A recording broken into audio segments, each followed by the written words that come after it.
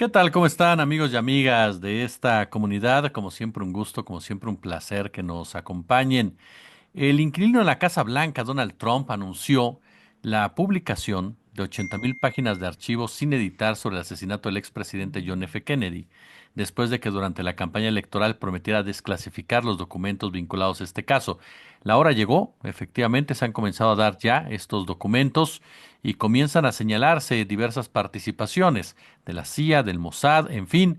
Vamos a platicar a fondo precisamente sobre este tema. ¿Por qué los libera Trump? ¿Cuál es la intención, la transparencia, encontrar la verdad? ¿Cuál es, como tal, la responsabilidad del presidente de Estados Unidos y en qué marco se da? Mi querido Ramiro Padilla, yo te agradezco como siempre que nos visites aquí en la comunidad. ¿Cómo estás? Muy bien, bien, agradezco la invitación y sí, el tema planteado, pues obviamente tiene muchísimas aristas. Es un caso extraño, el de los norteamericanos y sobre todo el compromiso de los presidentes norteamericanos con la amoralidad. Son amorales, ¿no? Y dentro de esos márgenes, pues se trabaja todo este asunto. Oye, en este punto, por ejemplo, ahorita mencionabas la moralidad como tal y de los presidentes de Estados Unidos. Dentro de todos estos documentos sale una declaración de Harry Truman que dice que la CIA cambió mucho de cuando él la inaugura a cuando comienza ya a circular como tal, ya no como el brazo político del presidente, sino como otro tipo de acciones. Una diferencia de la CIA entre la época de Kennedy y la época de Truman. Y el tema de la CIA en la actualidad con sus diferencias con Donald Trump, ¿qué tanto esta disputa entre el Estado profundo y Trump provoca que se liberen estos archivos? Si es así, si tú lo ves así, o es parte de un proceso también electoral por parte de Trump, sin importar las consecuencias del mismo. Pues, si entendemos a la CIA como un organismo supranacional, y no al servicio, porque hay que entender que no está al servicio de los Estados Unidos, Jesús. Eso es Está al muy servicio de las élites económicas. Tendría uno que ser muy, muy ingenuo para pensar que la CIA no tiene el poder para deshacerse de un presidente de Estados Unidos, como obviamente está comprobado. Y como obviamente quizá sirva, fíjate, ahora que tú lo planteas en esos términos, pueda servir como advertencia. Donald Trump dice, miren, aquí están estos documentos, esto me puede pasar a mí también. O sea, ahí, va, ahí les va la advertencia, ¿no?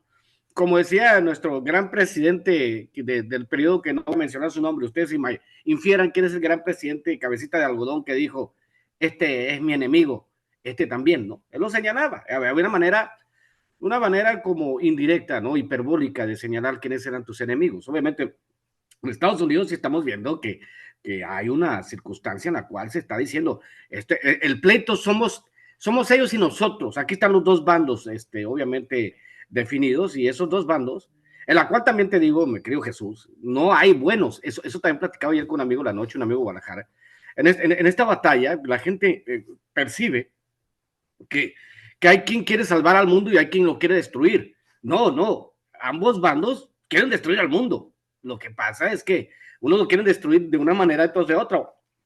Algunos quieren controlar el mundo de manera violenta, otros lo quieren controlar por medio del tecnofeudalismo, una cosa de esas, ¿no? En el caso particular de lo que tú mencionas, el caso de lo de la CIA y esta guerra establecida, ¿no? Y de la desclasificación de documentos que 60 años, 62 años después del asesinato de Kennedy, 62 años después, 61 años y medio, porque fue en noviembre, creo, el asesinato de Kennedy, de 61 años y medio de esta, no sé si llamarlo tragedia.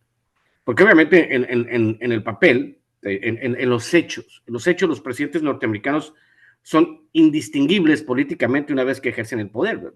Podemos poner el ejemplo de Barack Obama, el presidente mulato y carismático que empezó 7 conflictos armados y que se manchó las manos de sangre inmediatamente, ¿no?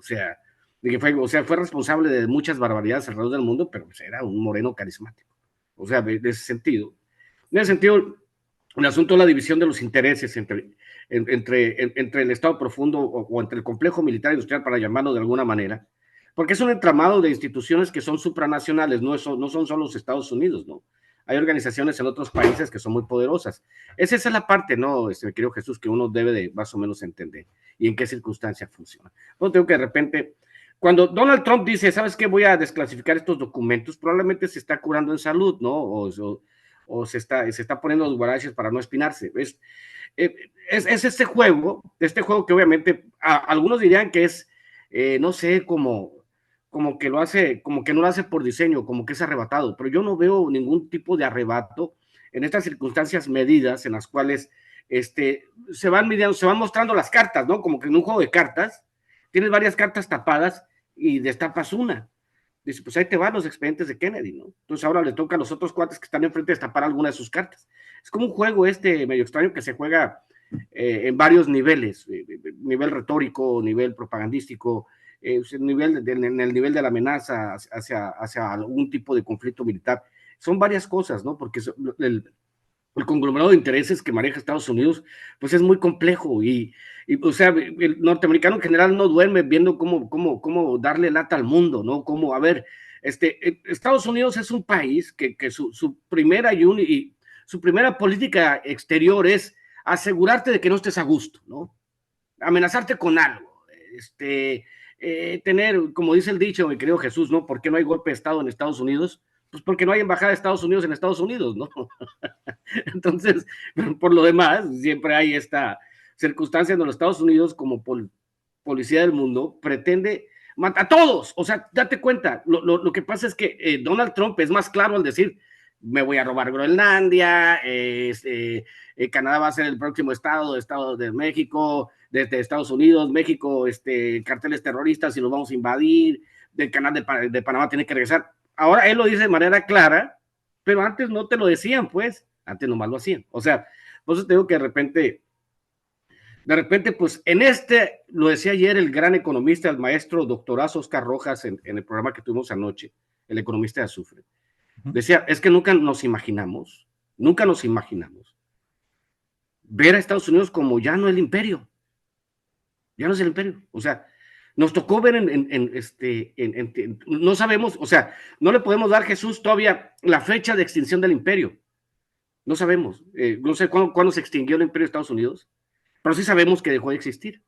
Y parte de esto, los síntomas, ¿no? Es como digamos, por ponerlo en algún término que entienda el auditorio de Jesús Escobar, es como ahorita están en la liquidación de los activos, pues, por decirlo de alguna manera. Están liquidando los activos y están viendo quién se queda con qué, ¿no? Como en un divorcio. Yo me voy a quedar con la casa, ¿no? Yo me voy a quedar con los archivos de la CIA, ¿no? Yo me voy a quedar con Europa, ¿qué va a pasar con quién se reparte Latinoamérica, ¿no? O sea, esta parte, y los otros dicen, pues, güey, pues si no son tuyas las propiedades, ¿no? Que estás repartiendo lo que no es tuyo. Y los norteamericanos de repente, que no era de nosotros, no, nunca fue de ustedes, carnal. O sea, por la fuerza, o sea, eran territorios ocupados, pero ahorita ya no.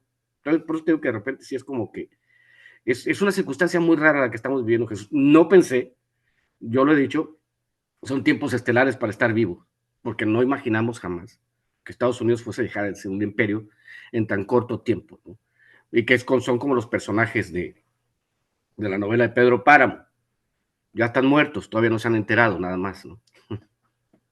Oye, ahorita tocabas ese punto también al principio de tu excelsa exposición. La CIA tiene la posibilidad de derrocar a un presidente. Para profundizar lo que dijo Ramiro, o sea, la CIA nunca no trabaja para el gobierno de Estados Unidos, como bien dices, es una ente aparte que trabaja por intereses económicos, globalistas. Estados Unidos entonces, ¿en qué momento perdió el control de sí mismo en ese sentido? Perdió con la competencia de las distintas agencias. Es, por ejemplo, cuando se habla del caso de Kiki Camarena, que todos sabemos, o la sabiduría popular sabe por qué lo desvivieron, ¿no? Por descubrir ciertas circunstancias sospechosas en Veracruz, ¿no?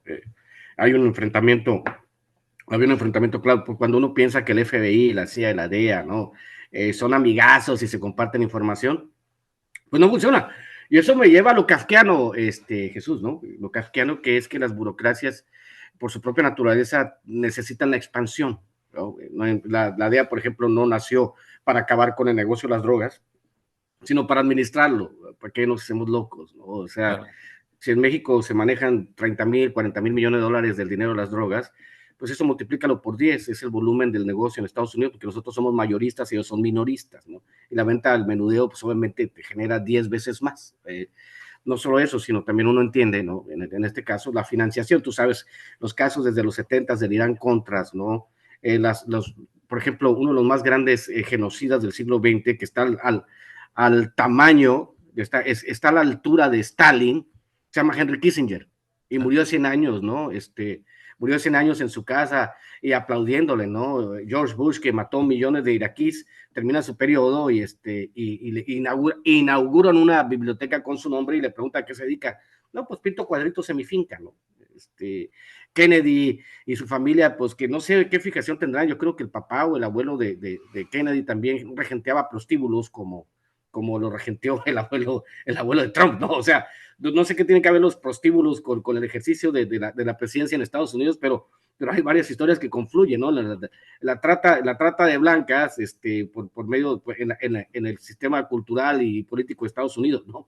Entonces, eh, esta guerra sorda, digamos, esta guerra civil no violenta entre dos facciones de Estados Unidos, se da obviamente por el agotamiento imperial. Ya lo había mencionado Octavio Paz, ¿no? Hace algunas décadas. Yo recuerdo que cuando él escribió, leí El lamento de la soledad, él hablaba ya en la década de los 50, cuando recién se había erigido Estados Unidos como un poder imperial. Él ya hablaba de un agotamiento.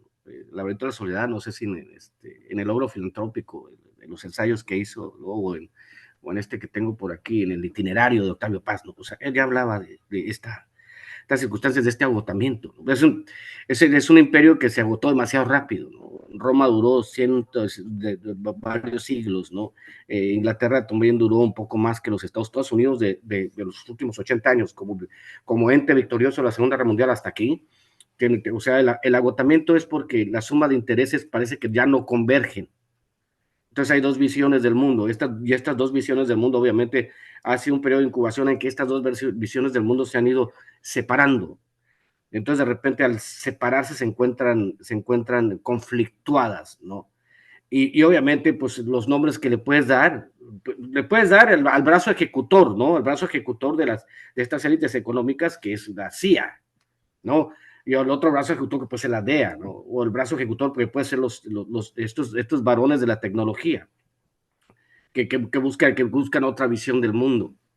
Pero en ese sentido, pues obviamente el brazo ejecutor de las élites económicas, pues ya está viendo qué es lo que va a hacer con este regadero, ¿no? Y también dicen, oye, pues, ¿soportará el mundo pues, un magnicidio más? Esa sería la pregunta, ¿no? O se llegará por aproximaciones. Es súper interesante esa parte, Jesús, porque obviamente en este mundo, yo creo que te lo dije en una de las entrevistas, en este mundo es como está sucediendo en meses lo que no sucedió en décadas, ¿no? Todo está pasando muy rápido, todo está pasando muy rápido. Es como la tecnología que va a evolucionar muy rápido, igual el conflicto por el control del ser humano está evolucionando muy rápido, y uno ve a mucha velocidad qué es lo que está pasando, y pues como nosotros inferimos de cierta manera, o tratamos de interpretar la información de lo que está sucediendo en el mundo con los elementos que se nos proveen, y los elementos que se nos proveen, Jesús, pues son limitados.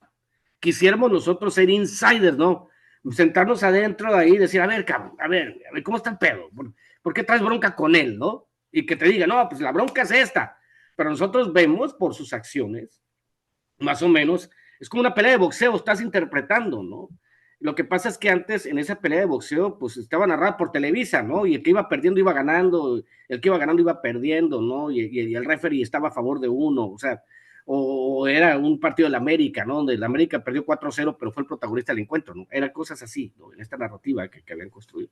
Entonces, nosotros inferimos o tratamos de entender hasta los límites del entendimiento, hasta donde vemos, pero es extremadamente difícil, porque la inmensa, la inmensa complicación de la maraña de intereses en este enfrentamiento por los despojos del imperio, y surgen nuevas unidades victoriosas, las asociaciones del BRIC, China, Rusia, Irán, la India que empieza a pensar sobre cuál será su papel en las próximas décadas, Latinoamérica como un ente que se puede unir, Europa en la total y absoluta decadencia, porque Europa no produce nada más que turismo, ¿no? Entonces, los norteamericanos diciendo, oye, pues ya me crecieron los enanos, o sea, ahora todo el mundo se me pone al brinco, ¿no? El bully de la escuela que antes llegaba y pateaba y mordía y escupía, Y pues ahora tira un golpe y la presidenta de México le devuelve una combinación como la de Juan Manuel Márquez, ¿no? Una combinación de 3 o 4 golpes y se retira, ¿no? ¡Ay, cabrón! Oye, eso sí es algo, o sea, te digo que es una circunstancia muy extraña la que vivimos. Y en este enfrentamiento, para cerrar mi comentario, hiperbólico como todos los que hago, ¿no? Ese hiperbólico. No sabemos todavía, mi querido Jesús, hacia dónde se dirigirá. En el caso de Kennedy, pues Kennedy obviamente, Kennedy como todos los presidentes, nunca fue inocente. Como te digo, empezamos la conversación pensando en la amoralidad de los norteamericanos, de los presidentes norteamericanos y en la rapidez con la que se manchan las manos de sangre. Con qué rapidez ordenan el primer asesinato, con qué rapidez se cobran la primera vida humana y con qué rapidez también los intereses que no convergen con las acciones de gobierno determinan el destino de los presidentes. En este caso, el destino con el que empezamos la plática de Kennedy. Kennedy no está funcionando, este gerente que instalamos no está funcionando, entonces lo retiramos y agarramos una persona que sí esté en sintonía con nuestra intención de mantener a raya el comunismo en el lejano oriente, ¿no? Sí, porque a final de cuentas, basándonos en lo que se ha dado a conocer hasta ahorita, que si problemas para poder fortalecer a Israel en el tema atómico, que no estaba de acuerdo, problemas con el Mossad, el tema de la milicia en Estados Unidos en el caso de Vietnam, si no mal recuerdo también, varios puntos en donde al final todo converge en el propio complejo militar industrial de los Estados Unidos, como bien señalas, de un sistema a final de cuentas que decide, este no me sirve porque de una u otra manera me está afectando a mis propios intereses y la manera de hacerlo a un lado pues no es muy democrática que se diga, es simplemente quitándolo completamente del camino y tratando de vender esa idea, creo, Ramiro, cerraría con esa pregunta, esa idea que se vendió durante tantos años de asesino solitario, que además la exportaron a otros países como México, ¿no? ¿Por qué la creyó tanta el pueblo público norteamericano? ¿Fue tan fácil de vender o hay tanto control de información que es fácil de aceptar? Hasta el llanero solitario tenía un ayudante, ¿no? Sí. El de los cómics de Estados Unidos. Y obviamente, porque hay que entender también, fíjate, nosotros que vivimos en una circunstancia totalmente diferente. Si lo ves en la historia, ¿no? Si vas viendo la historia y cómo evolucionaron los medios de comunicación en todas estas décadas.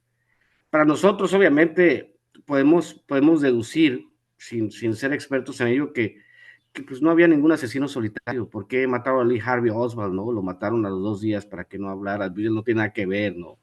Porque el tipo que lo mató tenía conexiones con la mafia, por ejemplo, ¿no? O sea, este tipo de circunstancias en las que uno dice, no, carnal, pues, o sea, por supuesto que fue un complot en toda la línea y por supuesto que eran tan poderosas los personas, eran más poderosos que el presidente, por eso lo ejecutaron. Ese es el punto central de todo. Somos tan poderosos que nos podemos deshacer del presidente más poderoso del mundo sin problema. Yo creo que ese es el mensaje. El mensaje es, si tú que eres el presidente de Estados Unidos no puedes evitar ser asesinado, ¿qué les espera a los demás? Porque no somos un ente solo, somos una asociación de intereses, ¿no? Entonces, en ese sentido, cuando uno entiende que la suma de intereses y que la industria de la guerra, que es obviamente una parte importante del Producto Interno Bruto de Estados Unidos hasta el momento, creo, no he revisado los números aún, o sea, no sé si se diversificaron o los medios de control de las masas han evolucionado hacia formas no violentas, que yo creo que lo habíamos discutido tú y yo antes, Ujú. formas de control no violentas, porque antes obviamente, a ver, que tiene la bomba más grande es el que tiene la amenaza más grande para el orden global. En este caso, lo que sucede con los Estados Unidos es este anuncio, señores, Kennedy pues, era un presidente fuerte, tenía poder de decisión pero limitado, yo lo he dicho, me divierte mucho cuando los norteamericanos me dicen, no, es que, y cuando los medios de comunicar las cosas, como la narrativa de decirte cómo funcionan las cosas en el mundo, está determinada por la visión del mundo de los norteamericanos. Y que esa visión es permeable hacia lo mexicano. Es cuando un periodista mexicano te dice, se sienta contigo y te dice, con los instrumentos de análisis de los Estados Unidos, Jesús, que te dice, bueno, por demografía, la población afroamericana apoya en un 37% a Kamala, pero en un 28% a Donald Trump. Eso es un instrumento de análisis del imperio, ¿no? parte del colonialismo cultural, ¿no? Y nosotros, obviamente, somos testigos de eso, pero cuando nosotros nos hacemos para atrás y decimos, a ver, Carlos, pues no es cierto, o sea, no, lo que ustedes están contando no tiene nada que ver con la realidad, me están contando una realidad alternativa. Eso es lo que pasa con los Estados Unidos. Entonces ahora, pues, con esto que te digo para cerrar mi comentario, con esto que está sucediendo en Estados Unidos, cuando hay tecnología, cuando hay una sociedad que a pasos agigantados, primero se interesa en los temas públicos, que antes la gente era muy apática. El norteamericano en general es apático en los temas políticos, o como decía, mira, el personaje de esta camiseta, no sé si se alcanza a ver, Ujú. Chomsky, decía, ¿no? El maestro. Maestro Chomsky, mira, ahí está. Como decía Chomsky, en Estados Unidos se permite una discusión muy intensa, pero en márgenes ideológicos muy estrechos. Es lo que hacen, ¿no? Entonces, en Estados Unidos se sigue dando esta discusión muy intensa, pero en márgenes ideológicos, pues muy estrechos, lo que no tenemos en México. Nosotros tenemos una discusión mucho más amplia. Obviamente con una derecha que falleció de muerte natural en el 2024 con la elección, ¿no? De Claudia, apolillada, ¿no? Pues ahora la población en general, la población del mundo dice, señores de Estados Unidos, ya no les creemos nada, hombre. Han mentido durante muchas décadas. Y han mentido con una escopeta a la mano, que te dice, Ujú. ¿sabes qué, carnal? ¿Me vas a creer o no? Nah, tú tienes la punta aquí, si no, pues así por las buenas sí te creo, ¿no? Pero ahora, obviamente, con la democratización del ejercicio, del posible, fíjate, democratización del posible ejercicio de la violencia. ¿Qué significa esto? Significa que esta democratización de la tecnología, donde cualquier país, los hutíes pueden tener drones y hacértela de todos al mayor imperio, ¿no? Los hutíes, ¿no? De Ujú. una nación tercermundista te la pueden hacer de todos, y no se diga Irán, no siga todo. Pues obviamente el mundo se va a repartir a partes iguales y esperemos que entremos en un periodo de menos turbulencias y más paz. Y que Estados Unidos ahora sí vaya al psiquiatra o el psicólogo, que son tan, y se siente el norteamericano y diga, pues ya hice todas las maldades en el mundo, es hora de sentarme a analizar por qué ya la gente no me tiene miedo, ¿no? Yo creo que es esa parte. Y Kennedy es el mayor ejemplo de que esas estructuras sociales que permitieron un magnicidio, pues están también en absoluta decadencia, Jesús. Totalmente. Mi querido Ramiro Padilla, yo como siempre te agradezco muchísimo de verdad que nos permitas aprender de ti y que nos regales estos minutos para nuestra comunidad. No, al contrario, gracias. Y nos vemos en la noche en mi canal con las chairas superpoderosas. En el Chairo Ilustrado, mi canal. Nos vemos.